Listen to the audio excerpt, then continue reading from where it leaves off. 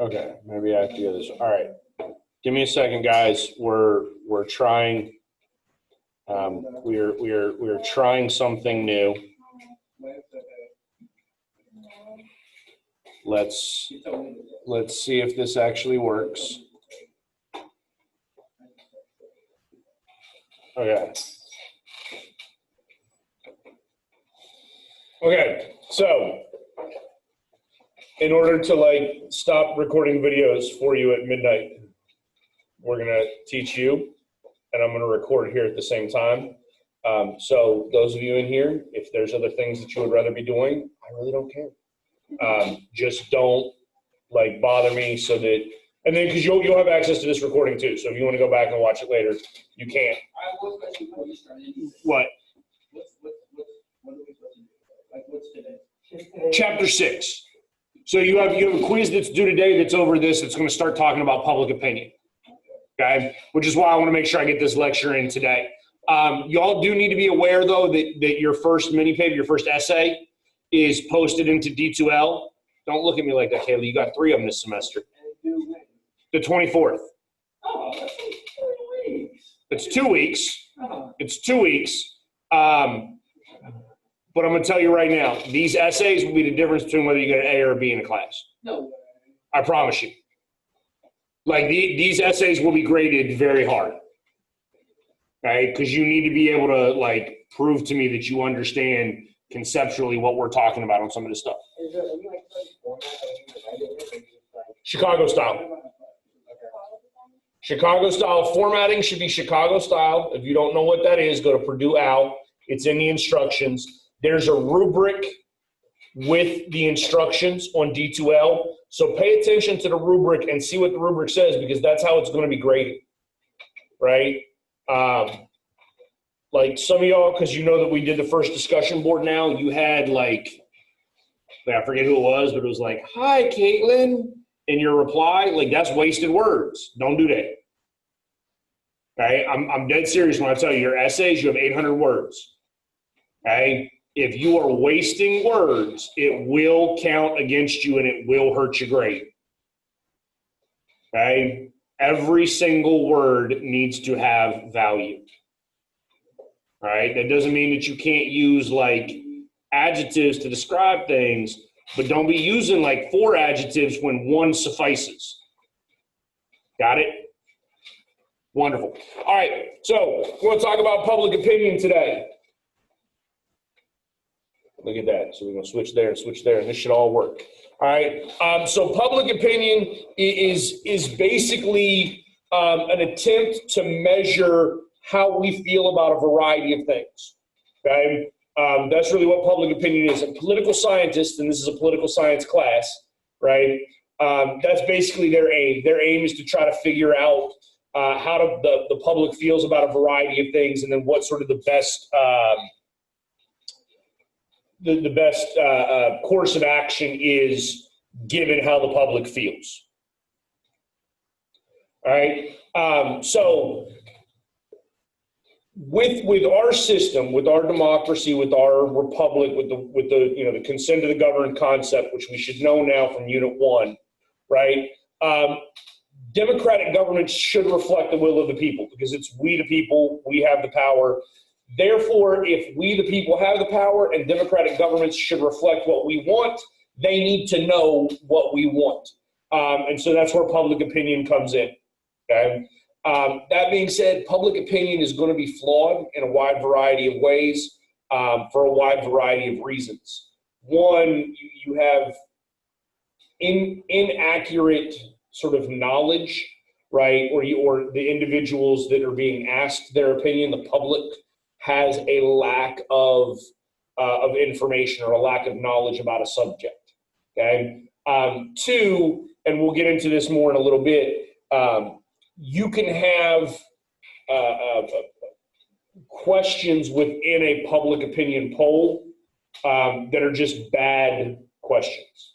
And when I say they're bad, I mean they're leading, or the questions are worded poorly or confusingly, and so it makes things more difficult. Okay.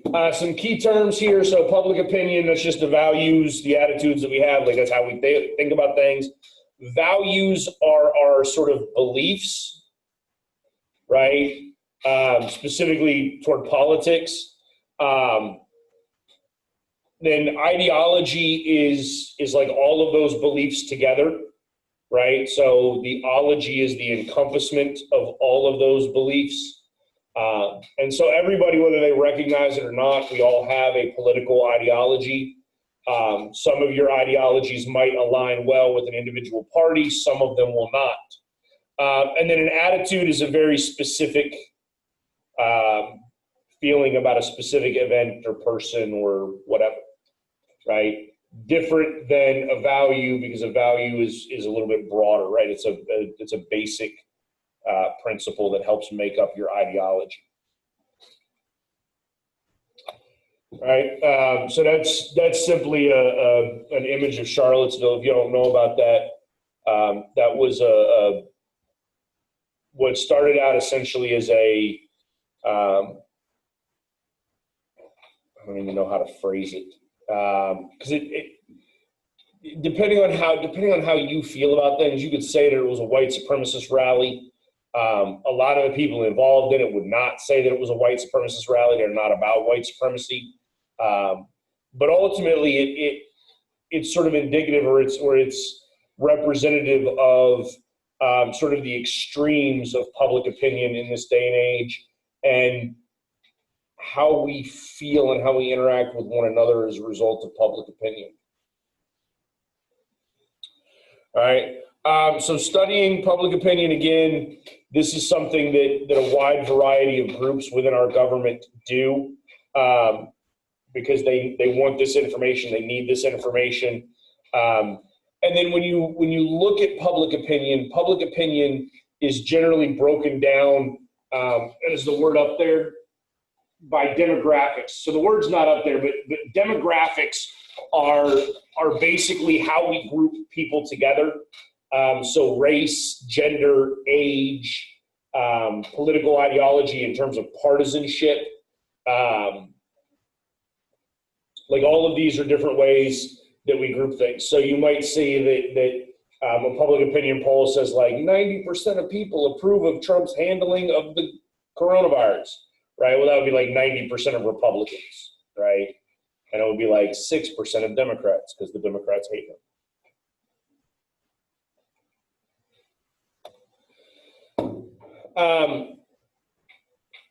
There's a belief traditionally that our interest is basically a self-interest, right? That our opinions align to what is beneficial for us.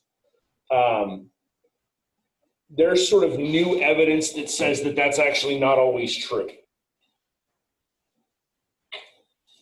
And so there will be instances or times in which emotion can alter our opinion, and this is probably more commonly believed of Republicans or people on the conservative side, because a lot of political scientists tend to believe that the Republicans vote against their own interest regularly, especially sort of your poorer working white class Republicans.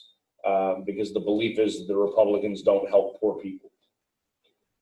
All of this, I need you to understand, is wildly complex, and a lot of what we're going to do in this unit is a vast oversimplification to at least give you some basic understandings, right?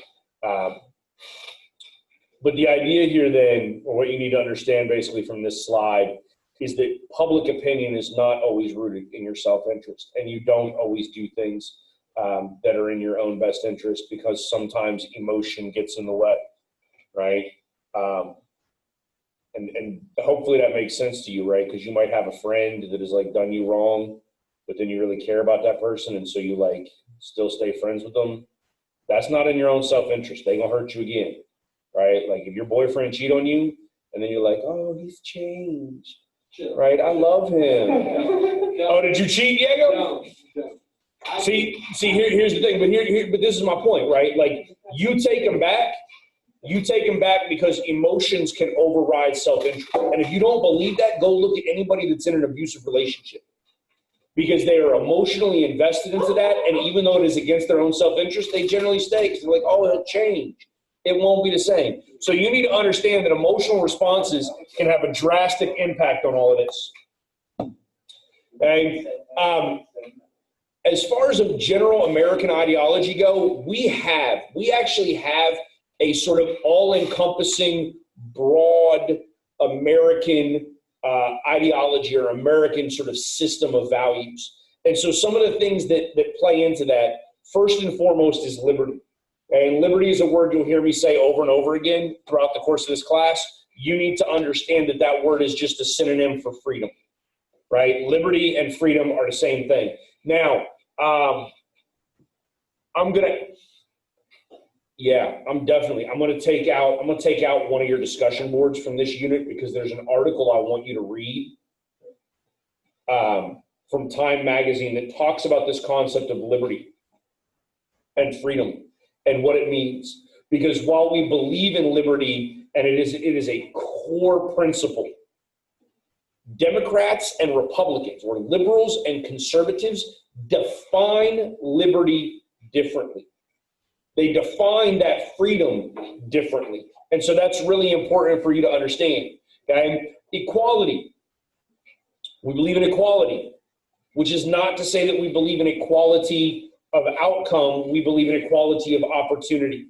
And I'm gonna make a note of myself right now. I'm gonna post a video. It's a very short video. It's like a 3-minute video about equality. Some of you have probably seen it. But when we say equality in the United States, we're saying equality of opportunity. What that means is that everybody has the freedom to do what they want.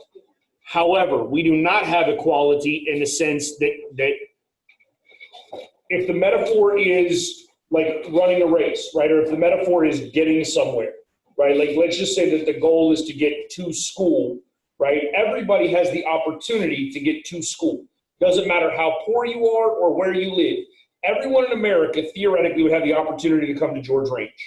Okay? Now, if you would live in Alaska and you are ridiculously poor and you ain't got no car and no horse and you have to walk, and it would take you years and years and years to get here, right? But you have the opportunity to come. Yeah.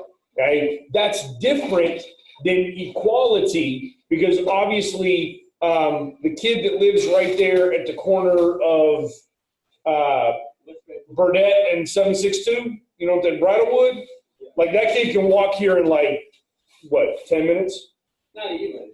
Right? They get in a car and they drive. Well, I'm assuming they're slow. If they get in a car and drive, it takes 2 minutes to get here. Right? So we don't have equity in terms of the circumstances, but the equality of opportunity exists because that's a fundamental principle. Right? We believe in a system of democracy. Democracy is so ingrained into what we believe, which is a little comical because we're not a democracy. Right? Hopefully you learned that from the first unit. We are a republic. Right? But democracy is a core principle because we believe that the people are the ones that should have a say. Right? I'll let you look through things like this on your own. All right? So you can see some of these graphics. But this gives you an idea of basically what we all agree on, right? Like you'll see that there's a number of things because believe it or not, and hopefully you'll get this by the time we get to the end of this class, Republicans and Democrats are more similar than they are different. All Americans are more similar than they are different, but we focus on differences rather than focusing on similarities, especially as it pertains to government, and it's detrimental. It's going to be the death of America because we can't focus on our similarities, right? Some threats to our political values, right? If we don't have free and fair elections, that's a problem. Okay, do we have fair elections? No idea. When you turn 18 and you go and vote, does your vote count the same as my vote? It does. Do we have free elections? Do you have to pay to vote? No. Yeah, you do. You do? How much? I don't know. How much does it cost you to get your driver's license? $16. $16 then. Because in the state of Texas, you have to have an ID to vote. You paid for that ID. Now, there's no court system that has said that that's a poll tax. There's no court system yet that said that that's a violation of the 24th Amendment. There is nowhere that has overturned voter ID laws across the board. But the reality is that unless that ID was given to you freely, and even a state ID, you got to pay like half that. You got to pay like $6 for it or whatever it is, right? If that is a requirement in order to vote and you have to pay for it to get it, you are paying to vote. And that does negatively impact poor people, okay? We do have, and listen, so this obviously comes from a book. I'm going to tell you, listen, in 2016, everybody keeps saying, talking in 2016, like, Russia hacked our election. Did Russia change people's votes? No, Russia did not. Russia did not hack the election, right? What did Russia actually do? They basically created a whole bunch of bots and flooded social media with a whole bunch of ridiculous stories, like the Pizzagate story, where supposedly Hillary Clinton was selling children into sex slavery from the basement of a pizza parlor in Washington, D.C. And then some ridiculous nut of a right-wing, like whatever, shows up with a gun to a pizza parlor demanding access to the basement so that he can save the kids, right? Despite the fact that the building doesn't even have a basement. That dude's in jail now because he fired off his gun in that pizza parlor trying to save the children. Now, here's the thing. Now, look, I'm going to be honest with you, and here's the thing, right? So is Russia, like, is what Russia doing problematic to our democracy? Yeah, it is. But you know what it really is? It's really evidence of what the founders feared, that democracy don't work because people are stupid. Because you should be able, relatively easily, to figure out what is and isn't real on the internet all by yourself. It's not that hard. I routinely have friends that post things on social media that it takes me 30 seconds to fact check and be like, well, you're an idiot. And these are conservative friends and liberal friends. Both of them do it. Okay? So what you really need to do, and hopefully you'll get this out of this class, is you'll learn how to actually like fact check your own information so that you know that when you read something, and I don't care if it's on like Twitter, because obviously Twitter is garbage. Anybody can post whatever they want on there. Or if it comes from like Fox News or CNN, because guess what? They lie to you too. Right? So this is equality of opportunity again. Again, we talked about this in a fair amount of detail, and this is a very long PowerPoint, so I'm gonna skip over this one because we did talk about it. Now, you do need to understand that affirmative action is something that we've created in order to try to level that playing field in terms of equality of opportunity. But again, the opportunity exists there for everybody. Affirmative action is simply trying to push minorities a little bit further on the path because white people are already starting ahead, right? Liberalism and conservatism are the two main ideologies in this day and age. They're generally associated with partisanship, meaning conservatives are Republican, liberals are Democrat, but that's not always necessarily true, okay? And how people define these, because we're talking about like once you get into personal ideologies, people can define personal ideologies however they so desire. All right, I mean, you want to define yourself as a purple Martian, like you can. Nobody can stop you from doing that. So when somebody is like, well, I'm liberal, that doesn't necessarily mean the same thing as somebody else who also claims to be liberal. Y'all understand that concept? Okay.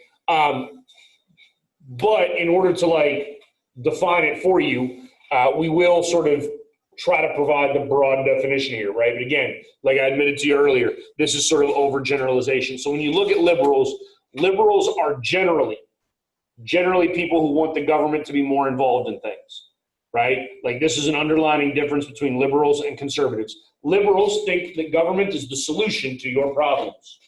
Conservatives believe that government is the cause of your problems, okay? Liberals want to see economic equality. You know what another word for that is? Socialism. That's economic equality. Okay? Right? In order to get that, you expand social services, right? Whether it's food stamps, Medicare, Medicaid, whatever. Okay? And then liberals want more regulation. Again, that goes back to that first one. So that last little bullet point there is greater concern for the consumer and the environment. They want government to come in and regulate things on how much you can pollute and what you need to put on like the labels of food so that the consumers know what it is. But y'all realize that if you go buy a bottle of water, it has an ingredient label?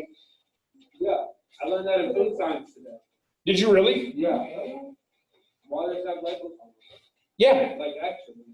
Do you know what water is by definition? An odorless, colorless liquid. Yeah. Like it's a liquid, right? It's like I don't. How do you have an ingredient list for water?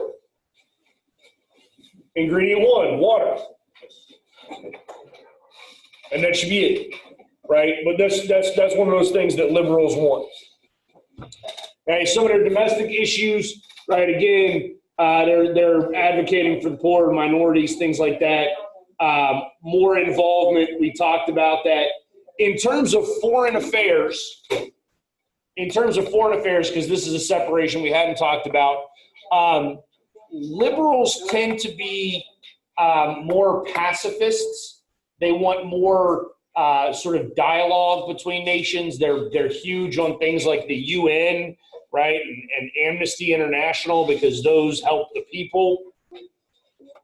Not real big on warfare. You can look at what Warren wants on her own, but Warren's on some level, Warren is not a good example of liberal because you need to understand that there's a substantial difference between like Hillary Clinton and Elizabeth Warren. There's a substantial difference between Alexandria Ocasio-Cortez and Joe Biden. And in reality, anywhere other than the United States, those two would not be in the same political party. Okay? Conservatism, right? Conservatives are people that generally support sort of the status quo. They're sometimes referred to as anti-progress. But the reality is there's also a sort of fundamental aspect of conservatism that is literally just being left alone, right? Like conservatives don't really want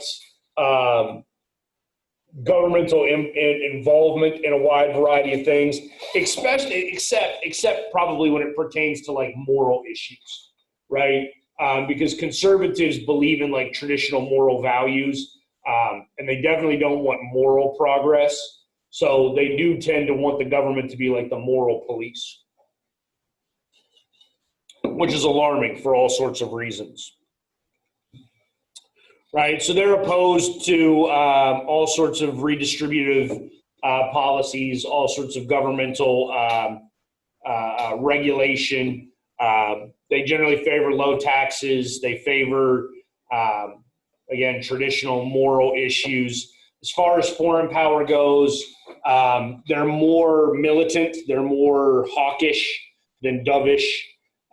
They're looking for the U.S. to exert its sort of influence and dominance and will via force if necessary. And so this is just Paul Ryan. Wait, why does it say conservative Senator Chuck Grassley? Okay, that is definitely former Speaker of the House Paul Ryan. Chuck Grassley is like a senator from Iowa.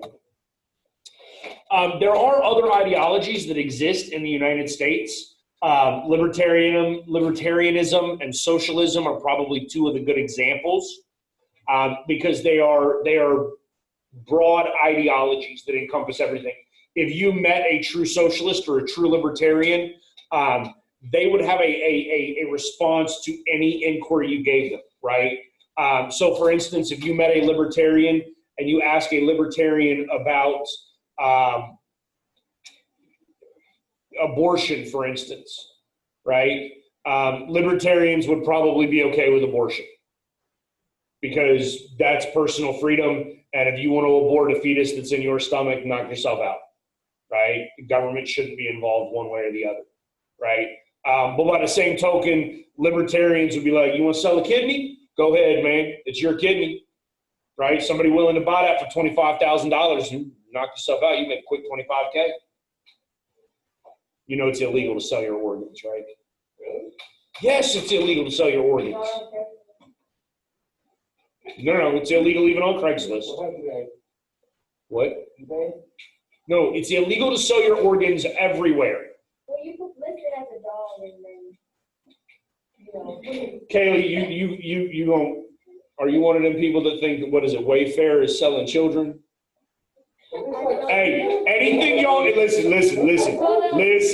Anything that you read off of InfoWars or QAnon, do not ever bring it up into this class. We ain't talking about that stuff. Yeah, okay. This gives you an idea of sort of ideology in America, and it's this. I like this graphic because the reality is that when you look at this, moderate is like Joe Biden, Hillary Clinton, right? Conservative is like Donald Trump, and liberal is Bernie Sanders. Okay, so understand sort of that difference, even though a lot of the moderates are quote unquote Democrats in this day and age. How do we form public opinion? Number one way we form public opinion is through socialization. Okay, that's how we earn sort of the process, and that's how we develop these feelings. And the number one person that does that for you is your parents, right? Statistics have shown that if your parents are conservative, the likelihood of you being conservative is exponentially higher. And if your parents are liberal, the likelihood of you being liberal is exponentially higher. That being said, there are a wide variety of other influences. School can influence you. Your religion can influence you. Your church, your preacher, because not all preachers and not all churches are the same way. Like if you idolize Kim Kardashian, believe it or not, Kim Kardashian can influence you. Literally. God, I hate that they changed the name of that word, the meaning of that word. All right. But there's a variety of factors. But the biggest factor, you need to know the biggest factor is family. Okay.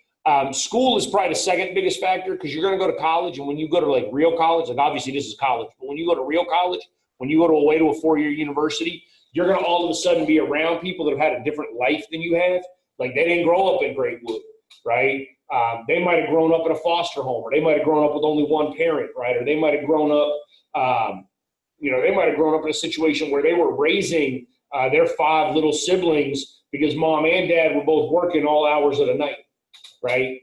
The more experiences that you get sort of opened up to, and the more variety of opinions you learn, the sort of more liberalizing an experience that is. And college does that, right? College will make all of you more liberal. It will move you left on the political spectrum, okay? Not necessarily all the way left. Like I'm not saying that you're going to go to college in 2 years, like with a Trump flag flying from your truck, and then you're going to get out of college 4 years later with like a rainbow flag. I'm not saying that, okay? It's not that extreme, but it will move you left at least a little bit. Again, family is, we already talked about that, right? You're going to get your parents' views. Your peers, they're under social networks, right? So your peers can influence you. The people that you follow on those social networks, the media can influence you. Although I will tell you that the media is a little less influential. There's family.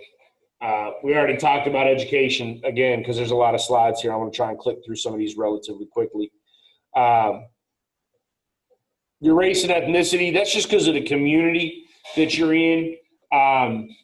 Gender can affect you, but that's generally because of what you care about, right? Like obviously liberals are sort of more cognizant of women's health issues, which is why women tend to be more liberal, right? Because men don't understand. But they'll try to mansplain it to you anyway, right? You can look at that on your own, All right, where we go, religion, right? Religion, we talked about that. That can influence you. There are some disconnects, though. Catholics, for instance, tend to be very liberal, despite the fact that Catholics are adamantly anti-abortion.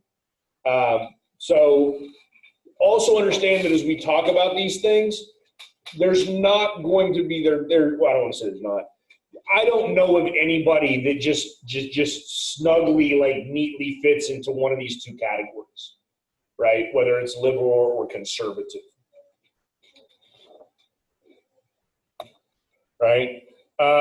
Economics, right? So your economic class, obviously the desires, the needs, the influence of the poor and the rich is not the same, but economics doesn't necessarily have as much of an impact as you would think, right? There's a long-held belief that, like, rich people are conservative and poor people are liberal. Yet all kinds of poor folk voted for Trump. And if you go to, like, Hollywood, like, everybody in Hollywood, even though they're filthy rich, they're all liberals. So again, this is just some of the, like, you can click through these on your own. But these are just some of the variations in opinion, right? Like response to 9/11, all of that stuff, right? I've actually taken these out of some of the other slides. All right.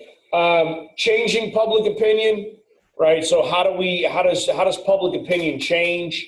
When is it stable? When is it not stable? So one, we talked about sort of how your ideology is formed, right? And it comes from a variety of sources. But that's sort of the reception stage in this concept. Then the acceptance stage. Once you have established a belief, and this is one of the reasons why media is not as big an influencer as what it used to be. Once you've established your belief, you generally go out and only try to find things that align with that belief. It's actually something called the confirmation bias. Y'all know what that is? The confirmation bias. If you've taken a psychology class, you might have learned that. But the confirmation bias is this idea of you seeking out information that aligns with a pre-held belief rather than trying to seek out information in order to create a belief. Right? There are some issues that have sort of very stable public opinion. There are some other issues in America that public opinion has drastically shifted on. Gay marriage, for instance, is one of those. You go back to the 90s and everybody was against gay marriage, and then you look at it today and basically everybody in favor of gay marriage now. Political knowledge is important in sort of creating and maintaining public opinion, because the type of knowledge that we have can help impact that, but it also helps sort of reinforce those beliefs. And again, so this is sort of what I'm talking about. If you already have your sort of belief, you're going to find those people that align to it. You identify as conservative, for instance, you're going to go to Fox News.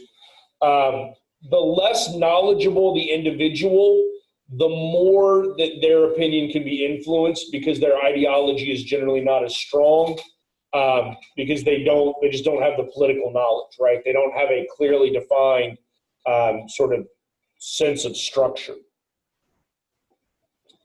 Okay.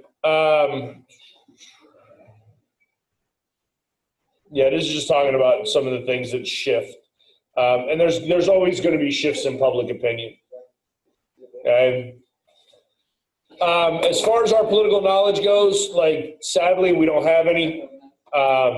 In fact, there's all kinds of, like, videos and studies that you can find online where they'll ask people, like, name the 3 branches of government. Like, they'll go to colleges and be like, name the 3 branches of government. And people are like, I don't know. And then they'll be like, name the 3 Kardashian sisters. And they're like, Kim, Chloe, what's the other one? I don't know. Are there 3? I don't even know how many there are.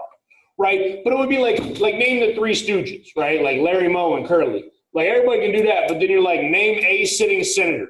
like one of 100 senators, name a dude in the Senate. And people were like,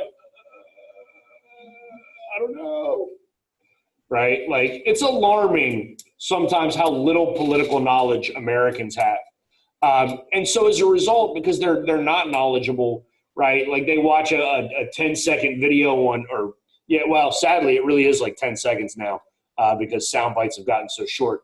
But they watch like a 10-second video on like Fox News, and then they're like, oh, I've got an opinion now, and I'm informed, and I know what's going on, right? Like you might have watched 4 years ago on CNN, Trump's like, they're racist, or they're rapists, right? Like that's what he said, they're rapists. And then CNN is like, Trump called all Mexicans rapists. No, he didn't. That's not actually what he said, right? Did he call some Mexicans rapists? Yeah, but certainly not all of them. He called the criminals, like the rapists, okay? But because we don't educate ourselves, right? That like 2 second soundbite, we think that we know what's going on, and it's terrible. Have y'all ever y'all do this? Y'all ever go and just read the headlines of news articles? Because Americans do that all the time. They read the headline and they're like, "Oh, I know." No, because headlines are just clickbait. Like headlines are sensational. Half the time they be lying to you in the headline. And then you read the actual article and you're like, what is this? This has nothing to do with the headline. But if all you read was the headline, you're like, oh, I know. I know what's going on. This concept of the marketplace of ideas is really, really important.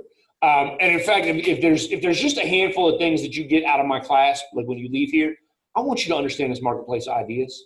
Because this is essential to American democracy and like the foundations of this country and how things were supposed to function, but they don't. Okay? For our democracy, for our republic to work well, people have to be well informed. They have to be knowledgeable. And the way that they become knowledgeable is through this concept of the marketplace of ideas. You know what a marketplace is, right? Like, what do you do in a marketplace? You exchange stuff. Like, we think of it as buying, but if you're selling something in the market and I'm buying it, I exchange money with you for whatever that good is, right? But it's an exchange. And that's really what, like because that's an old school sense of a marketplace, right? Like an exchange. The marketplace of ideas is an exchange of ideas. Because the truth of the matter is if you don't exchange ideas with people, if you don't try to learn from other people and all you do is like, I done made my mind up, don't talk to me, like that is killing America, right? And we've killed the marketplace of ideas because we're like, oh, we don't talk about politics, right? Like there's three things that you don't discuss in life. You don't discuss money, you don't discuss religion, and you don't discuss politics because it's impolite. Right? But the problem is that when we stop talking about those three things, we have a whole generation of people that are growing up now that don't understand religion, right? They're just like, oh, Muslims want to kill us, right? Because that's what they hear on Fox News. That's not true, right? They don't understand anything about money, right? And Lord knows they don't know how to go to their boss and be like, can I get a raise? Right? Like, you ain't paying me what I'm worth. Because we don't talk about money, and we don't talk about politics. And so people don't understand, some of my best friends in the world are so far apart from each other ideologically, politically, that you would be like, they can't be friends. But when you go back decades ago, in fact, one of the best examples of this is, y'all know who Ruth Bader Ginsburg is? RBG? She's a Supreme Court justice. She is by far the most liberal justice on the Supreme Court. Okay? Most liberal justice on the Supreme Court. Her best friend, according to her, when Antonin Scalia died, another Supreme Court justice, the most conservative justice, when Scalia died, Ginsburg was like, dude, I just lost my best friend. Like, these two people should hate each other in our political system today because one is extremely liberal and the other is extremely conservative. They were best friends because they understood this marketplace of ideas and how to civilly disagree with one another. And it's a skill that we have got to get back. You have got to be able to engage somebody else, and when they tell you something different from what you believe, you have got to be able to look at their evidence, evaluate their evidence, and then if you still don't want to change your mind, because it's an opinion, you can agree to disagree, and that's okay. We're gonna run out of time here.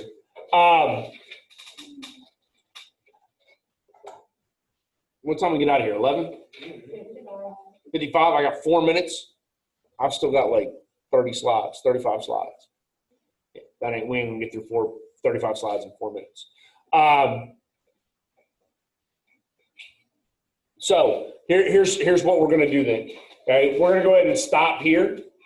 All right, and I'm gonna pick this up and I'm gonna finish it tomorrow. Okay, and so what I'm gonna do is I'm gonna bump your quiz back to tomorrow night. That work? All right, and so then I'm just gonna have to post 2 different videos.